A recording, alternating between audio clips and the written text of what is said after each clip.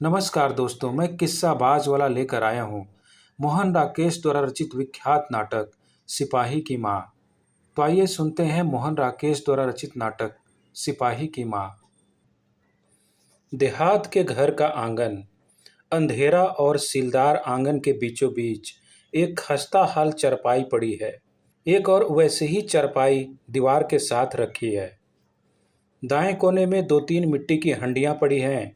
सामने एक लकड़ी का टूटा हुआ दरवाजा है जो घर के अंदर खुलता है। दरवाजे पर एक अंगोछा और चारपाई पर एक फटी हुई धोती सूख रही है। बाईं ओर बाहर जाने का रास्ता है जिसमें किवाड़ नहीं है। पर्दा उठने पर बिशनी चारपाई के पास मोढ़े पर बैठी चरखे पर सूत काटती दिखाई देती है। उसके चेहरे पर झुर्रियां पड़ी हैं और बाल सफ़ेद हो चुके हैं। मुन्नी उसकी 14 बरस की लड़की बाहर की चौखट से सट कर खड़ी है। उसकी हरे रंग की सलवार कमीज बहुत मैली हो रही है। कुछ क्षण चरखे की आवाज़ और कबूतरों की गुटर गूं सुनाई देती है। बीच बीच में बिशनी थोड़ा खांस लेती है। फिर घोड़ा गाड़ी के दूर से आने और रुकने का शब्द सुनाई देता है। मुन्नी पीछे की ओर मुड़कर उत्तेजित स्वर से, डाक वाली गाड़ी आ गई है माँ, मैं भी चिट्ठी पूछ कर आती हूँ। मुन्नी बाहर चली जाती है। बिशनी आंखें मूंद कर हाथ जोड़ लेती है। कबूतरों की गुटरगू का स्वर पहले तेज होकर फिर मंद हो जाता है। बिशनी आंखें खोलकर दरवाजे की ओर देखती है। मुन्नी निराश और थकी सी लौट आती है। बिशनी, क्यों री, डाक वाली गाड़ी ही थी? मुन्नी, हाँ, डाक वाली गाड़ी ही थी। घोड़ा गाड़ी के चलने और क्रमशः दूर होने का शब्द सुनाई देता है। मुन्नी बिशनी के मोढ़े के पास फर्श पर बैठ जाती है। बिशनी के चेहरे की रेखाएं गाढ़ी हो जाती हैं। बिशनी ठंडी सांस लेकर, आज भी चिट्ठी नहीं आई, जाने भाग में क्या लिखा है। मुन्नी, आज सिर्फ चौधरी का पिसलन का मनी ऑर्डर आया है और कोई चिट्ठी नहीं आई। बिशनी, ये मुझे जाने चिट्ठी रास्ते में रख लेते हैं कि क्या करते हैं। मेरा मानक तो ऐसा नहीं कि 2-2 महीने चिट्ठी ही न लिखे। पहले हर 15वें रोज चिट्ठी आ जाती थी। अब की न जाने कौन पहाड़ रास्ते में खड़ा हो गया है। कम से कम अपनी राजी खुशी तो लिख देता। मुन्नी, माँ, मेरा दिल कहता है कि अगले मंगल को भैया की चिट्ठी जरूर आएगी। बिशनी, तेरा दिल तो हर मंगल को कहता है, पर चिट्ठी आने का नाम ही नहीं लेती। जाने भाग में क्या खोट है जो चिट्ठी के लिए इतना तरसना पड़ता है। इस बार यह घर आ ले, फिर मैं इससे पूछूंगी। मुन्नी, पिछली चिट्ठी में भैया ने लिखा था कि वे बर्मा की लड़ाई पर जा रहे हैं। माँ, शायद उन्हें लड़ाई में चिट्ठी लिखने की फुर्सत ही न मिलती हो। बिशनी, इतनी भी फुर्सत नहीं मिलती कि माँ को 4 हरफ लिख कर डाल दे। उसे यह नहीं पता कि मेरी चिट्ठी जाती है तो माँ के कलेजे में जान पड़ती है। माँ के कौन 2-4 हैं जिनके सहारे वह प्राण लेकर बैठी रहेगी? नदीदे को यह बात सोचनी तो चाहिए। मुन्नी बिशनी के घुटने पर बाहें फैलाकर उन पर सिर रख देती है। मुन्नी, तुम फिक्र क्यों करती हो माँ? देख लेना, अगले मंगल को चिट्ठी जरूर आएगी। कुछ क्षण निस्तब्धता। बिशनी मुन्नी को घुटने से हटाकर फिर चरखा चलाने लगती है। मुन्नी उठकर सूखी हुई धोती को चरपाई से समेटने लगती है। मुन्नी धोती तह करते हुए बीच में रुककर, बर्मा यहाँ से कितनी दूर होगा माँ? बिशनी, चौधरी कहता था कई 100 कोस दूर है। जाने चौधरी को भी पता है या नहीं। जब जो उसके मुंह में आता है कह देता है। मुन्नी, चौधरी यह भी कहता है कि वहाँ गाड़ी मोटर नहीं जाती, पानी वाले जहाज में बैठकर वहाँ जाते हैं। बिशनी, यह तो मानक भी कहता था कि कलकत्ते से बर्मा पानी वाले जहाज में बैठकर जाते हैं। मानक कलकत्ते के समुंदर में पानी वाले जहाज देखकर आया था। मुन्नी, बर्मा से चिट्ठी भी तो माँ फिर जहाज में ही आती होगी। अगर हमारी चिट्ठी वाला जहाज डूब गया तो? बिशनी, ऐसी काली जबान न बोल। मुंह अच्छा न हो तो बात तो आदमी अच्छी करे। मानक कहता था कि जहाज इतना बड़ा होता है कि हमारे जैसे 4 गांव एक जहाज में आ जाएं। इतना बड़ा जहाज कैसे डूब सकता है? मुन्नी संकोच के साथ माँ, पता नहीं सच है या झूठ, पर चौधरी कहता था कि लड़ाई में हर रोज कोई न कोई जहाज डूब जाता है। बिश्नी, चौधरी एक लड़ाई क्या हो आया है, दुनिया भर की सारी अकल उसके पेट में आ गई है। वह यहाँ ही बैठा सब कुछ जानता है। अपनी तिरिया के चरित्र का पता नहीं, जहाज डूबने का पता है। मुन्नी धोती तह करके अंदर ले जाती है। बाहर से पड़ोसिन कुंती आंगन में आती है। अधेड़ होने पर भी उसके चेहरे पर स्वास्थ्य की लाली झलकती है। मुन्नी, बिशनदेई, आज भी कोई चिट्ठी नहीं आई? बिश्नी, आ कुंती। चरखा पूनी अलग हटा देती है। कुंती उसके नज़दीक चरपाई पर आ बैठती है। कुंती, कहते हैं आजकल बर्मा में बड़े जोर की लड़ाई हो रही है। बिश्नी, वहाँ से कौन बर्मा होकर आया है? लड़ाई का हाल वहाँ वालों को पता है कि यहाँ वालों को पता है? चौधरी रोज घर बैठा खबरें गढ़ता रहता है।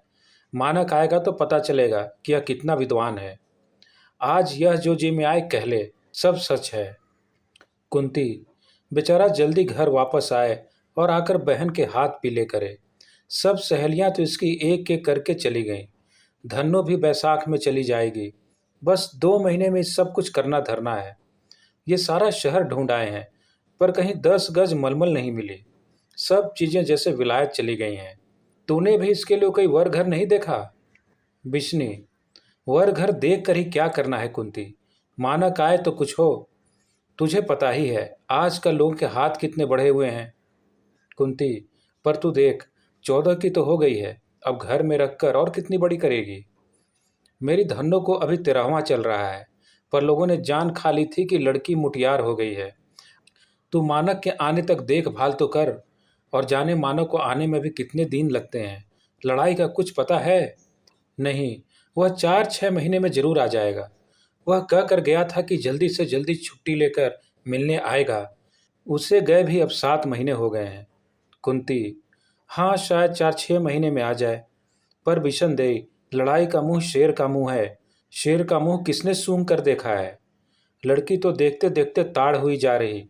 तू कहे तो मैं कहीं खोज खबर करती हूँ। मानक जाने साल में आता है कि 6 महीने में आता है कि। दीनू कुम्हार, हड्डियों का चलता फिरता ढांचा सा, बाहर से हाँफता हुआ आता है। उसके सिर के और दाढ़ी के बाल आधे पक चुके हैं, हाथ मिट्टी में सने हैं। दीनू, मुन्नी की माँ, आज तो हद हो गई। बिश्नी, किस बात की हद हो गई? इतना हाँफ क्यों रहा है? दीनू, बताने की बात नहीं, तू बाहर निकलकर अपनी आंखों से देख। बिश्नी, कुछ बताएगा भी? बात क्या है? दीनू, बात क्या है? तमाशा है। सच कहता हूँ मुन्नी की माँ, बेशर्मी की हद हो गई। बिश्नी, क्या फिर वह चौधरी की रांड? दीनू, नहीं, उसकी बात नहीं है। 2 जवान छोकरियां आज कहीं से आई हैं। उनका ऐसा बेशर्मी का पहरावा है कि तुमसे क्या कहूँ। रंग काला है, पर बिल्कुल मेमो की तरह टिट फिट चलती है, और घर घर जाकर आटा दाल मांग रही है। इतनी जिंदगी चली गई, पर ऐसी बेशर्मी कभी नहीं देखी। दीनू बाहर की ओर झांक कर देखता है। मुन्नी अंदर से आ जाती है। दीनू मुड़कर, वे तेरे घर की तरफ ही आ रही है।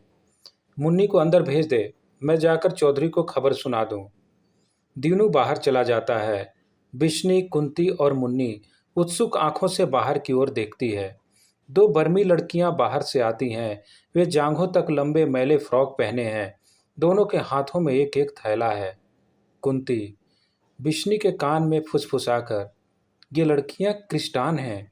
बिश्नी उसका मतलब न समझकर प्रश्न भरी नज़र से उसकी ओर देखती है। कुंती उसी स्वर में, क्रिस्टान होती हैं जो मर्दों को घर में रखती हैं और आप बाहर घूमती हैं।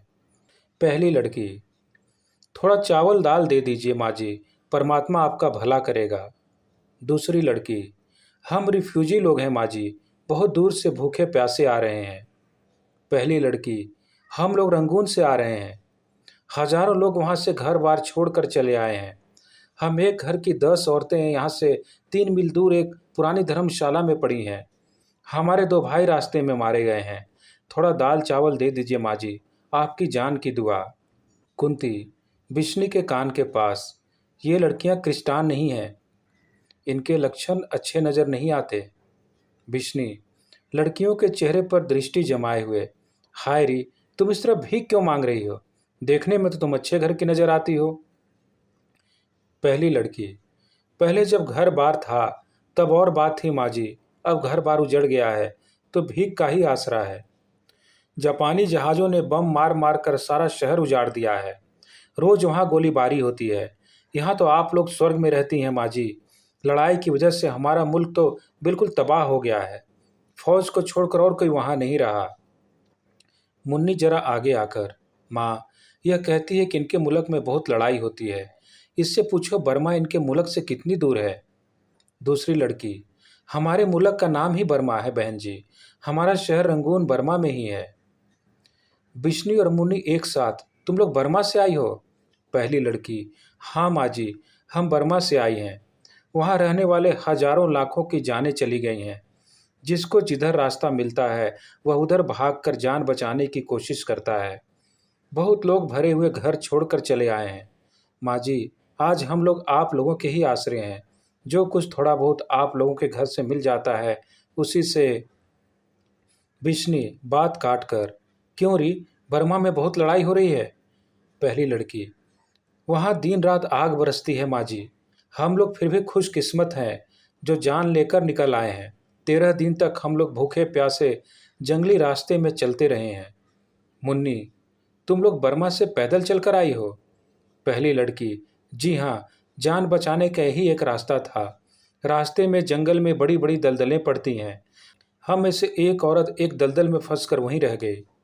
मुन्नी, माँ ये कहती है कि वहाँ से पैदल आई हैं और चौधरी कहता था कि वहाँ पानी वाले जहाज से जाते हैं। पहली लड़की, जी असली रास्ता जहाज ही का है, मगर उस रास्ते में बहुत खतरा है।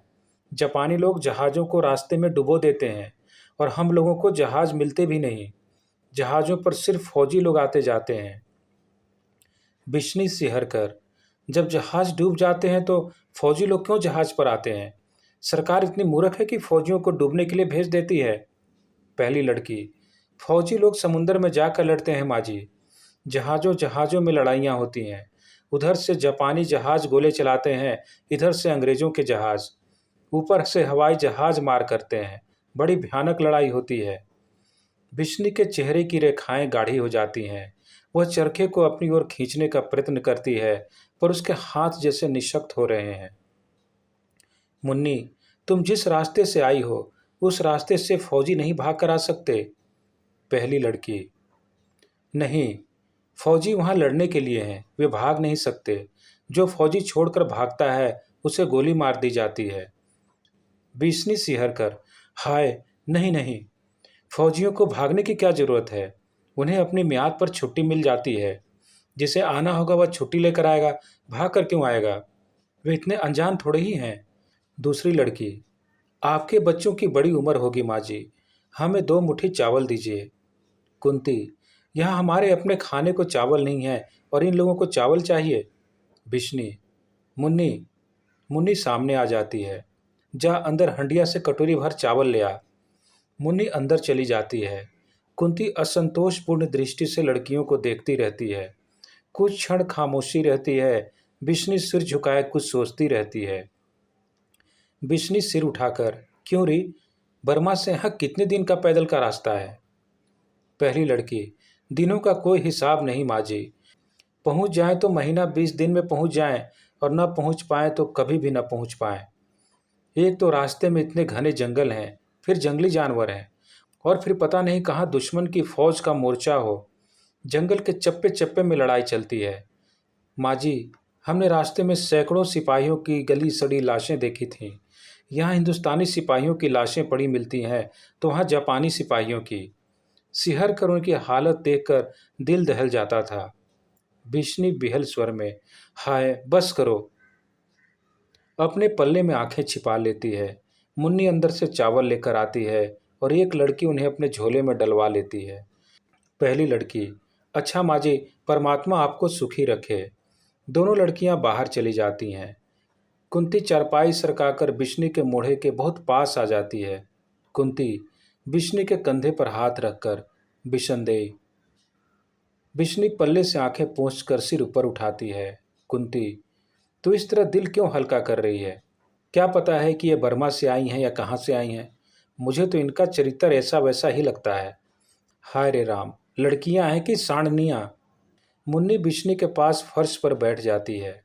मुन्नी बिश्नी के घुटने को सहलाते हुए, माँ, मैं जो तुमसे कहती हूँ कि अगले मंगल को भैया की चिट्ठी जरूर आएगी। जितनी हमें फिक्र है, भैया की भी तो वहाँ उतनी ही फिक्र होगी। शेष नाटक अगले भाग में। धन्यवाद।